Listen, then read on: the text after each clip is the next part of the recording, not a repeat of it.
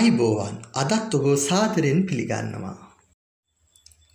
දයාබර දරුදරියනි අද ඔබට ඉදිරිපත් කරන පාඩම තමයි තාලය. තාලයක කොටස්. හොඳයි එහෙමනම් ගිය වාරයේ අපි ඔබට දැනුම් දුන්නා තාලය කියන්නේ මොකක්ද?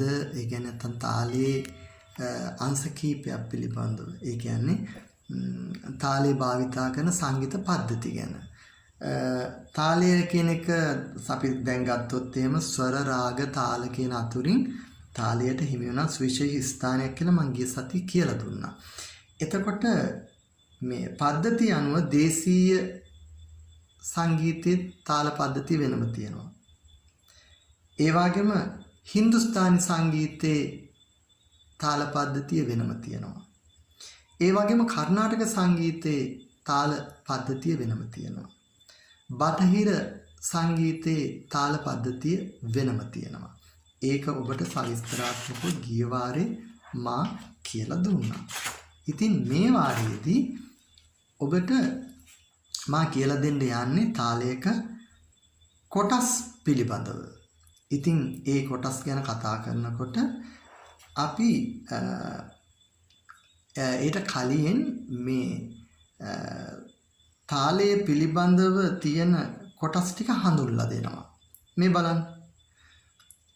මාත්‍රා, විභාග, ටේකාව, තාල සංඥා, සමග්‍රහය, කලිය, අනුතාල ස්ථාන, ආවර්ත ආදී කොටස් කීපයක් තියෙනවා තාලයක් ඇතුළත.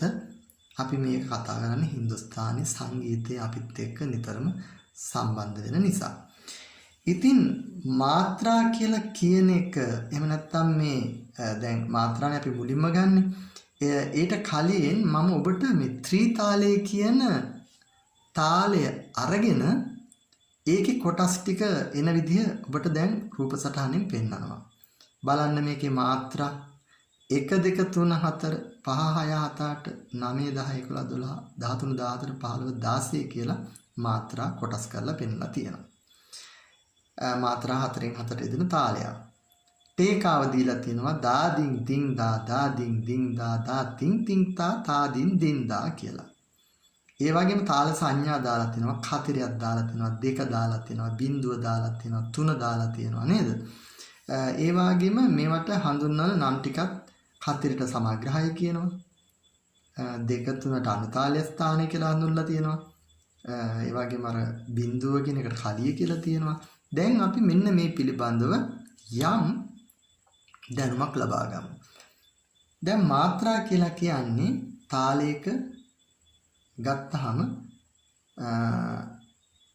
සාමාන්‍යයෙන් 1 2 3 4 ආදී වශයෙන් ඉලක්කම් භාවිතා කරලා තමයි මේ මාත්‍රා පෙන්වන්නේ. එතකොට ඒ වගේම විභාග කියලා කියන්නේ මේ මාත්‍රා දෙකක් හරි තුනක් හරි හතරක් හරි එකතු වෙච්චාම ඒ එක් කොටසකට තමයි අපි කියන්නේ විභාගයක් කියලා. දැන් ඒකට උදාහරණයක් විදිහට මම ඔබට උදාහරණයක් පෙන්නලා තියෙනවා. ඒ වගේම තමයි ටේකාව.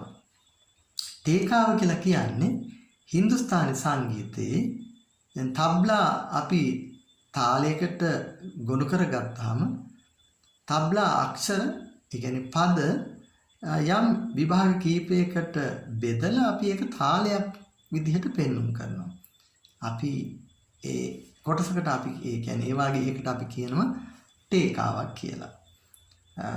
බොහෝ විට තාලයටත් අපිට ටේකාව කියලා කියන්න පුළුවන්.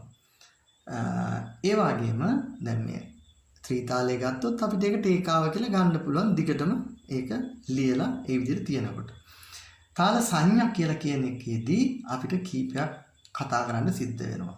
ඒ තමයි තාලයේ ඇතුලේ නැත්නම් ටේකාවේ ඇතුලේ ඒ මාත්‍රා බෙදන ස්ථානවලට අපි දානවා සංකේත කීපයක්. එහෙනම් පළවෙනි එක තමයි කතරේ බිඳුව 2 3 කියලා එහෙම ඒ විදිහට නිකන් දාලා තියෙන්නේ අපි තාල සංඥා කියන එක හඳුන්වන්න. හැබැයි ඒක නෙමෙයි අපි මේ පැහැදිලි කරලා ගන්නකොට. දැන් සමග්‍රහය කියලා අපි ගමුකෝ. ඒ කියන්නේ තාලයේ ප්‍රබලම ස්ථානය. නැත්නම් ආරම්භක ස්ථානය.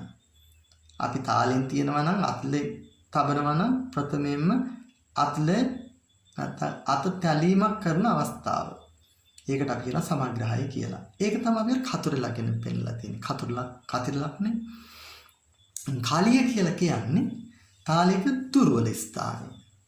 ඒ කියන්නේ අපි බොහෝ විට මේ කලිය කියන එක සමහර අය තලිය කියලා කියනවා නේද? කලිය කියලා කියන්නේ ඒකේ නියම වචනේ තමයි කලිය. ඒ කියන්නේ මේ අත අපි තැලීමක් නොකරන අවස්ථාව. අත ඉවතට ගන්න අවස්ථාව. අපි ඒක බිඳුව වගේ සංකේතයකින් දක්වනවා. ඒ වගේම අනුතාල ස්ථාන කියන්නේ සමග්‍රහයත් කලියත් හැරුණට පස්සේ අපිට තාලේ යම් යම් ස්ථාන හඳුන්වන්න යොදන්නේ අනුතාල ස්ථාන. ඒක අපි 2, 3, 4 ආදි වශයෙන් ඉලක්කම් යොදලා භාවිතා කරනවා. එතකොට ඔබ අහන ප්‍රශ්නයක් තියෙනවා නේද? ඔව්. කලී ස්ථාන එකකට වැඩියෙන් තියෙන්න පුළුවන්ද කියලා. ඇත්තටම දරුවනේ කලී ස්ථාන 2ක් වෙන්නත් පුළුවන් ඉතින්. ඒවා ඔයාලට උගන්වන තාලවලට ඒකේ දෙන්නේ නැහැ බොහෝ විට. ඒකට එක කලියක් තමයි සාමාන්‍යයෙන් තාලවලට යොදලා තියෙන්නේ.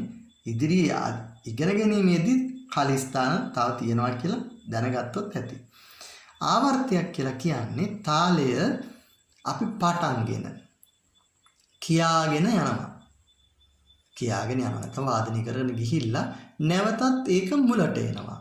අපි කියමුකෝ දැන් උදාහරණයක් විදිහට කෙහෙරවා කියලා තාලයක් තියෙනවා. දා ගේ නා ති නා ක දී න දා කියලා තමයි නවත්තන්නේ. කියන්නේ ආය පාරක් තාලේ ආරම්භ කරනවා. අන්න ඒ වගේ වක්‍රයකට අපි ගත්තොත් එහෙම නැත්නම් චක්‍රයක් වගේ ගත්තොත් දිගටම මේක දගේ නැති නක දින දගේ නැති කියලා එහෙම පටන් ගන්න තැනට එනකොට එක අවස්ථාවකට අපි කියන ආවර්තයක් කියලා. හොඳයි එහෙනම් ඒකත් ඔබට උදාහරණයක් විදිහට පෙන්වන්න කරලා තියෙනවා.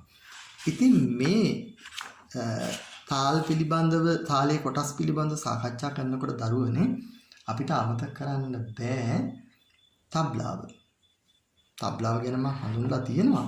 නමුත් අපි මෙතනදී තබ්ලාව රූප සටහනකින් පෙන්වුම් කරලා ඒකේ කොටස් ටිකේ රූප සටහනත් කොටස් ටිකත් මම සලකුණු කරලා තියෙනවා. ඊට කලින් අතින් තාල දානකොට මම වගුවකින් ඒ බව ඔබට පෙන්වුම් කරලා තියෙනවා. නාමයේ තාල සංඥා අත්ලෙන් කළ යුතු ආකාරය. ඒ විදිහට වගුව හදලා තියෙනවා. දැන් සමග්‍රහය කතිර දාලා තාලයක ආරම්භක ස්ථානයේ අත්පුඩියක් ගසන කියලා දාලා තියෙනවා. කලිය කියලා කියන්නේ බිඳුව කියලා තිබ්බා එතන දාලා තාරේ දුර්වල ස්ථානය කියලා දාලා තියෙනවා අත්පුඩි නොගසන අවස්ථාව කියලා. අනුතාල ස්ථාන කියන්නේ 2, 3, 4 මේ ස්ථාන වලට අත්පුඩියක් බැගින් ගසනවා කියන අවස්ථාවත් අපිට ගන්න පුළුවන්. මාත්‍රා කියන එක 1, 2, 3, 4 කියලා.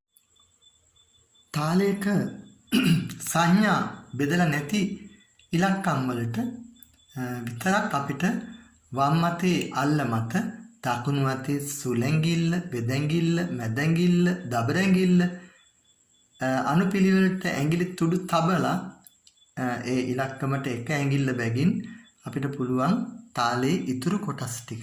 ඒ කියන්නේ තාලයක් ගත්තාම සමග්‍රහය, කලිය, අනුතාල ස්ථාන හැරුණු විට අනිත් ඒවාට අපිට ඇඟිලි තබල වෙලා තාල් තියන්න එහෙම නැත්නම් අතින් තාල් දාන්න පුළුවනි.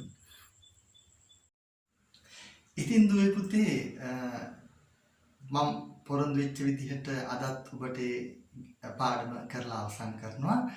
අමසන්දු මියුසික් ඇකඩමි YouTube channel එක සමග ලබන සතියේ ඔබේ ආරම්භයට ඔබ ගාවට මම සංගීත පාඩමක් කරන් පැමිණෙනවා.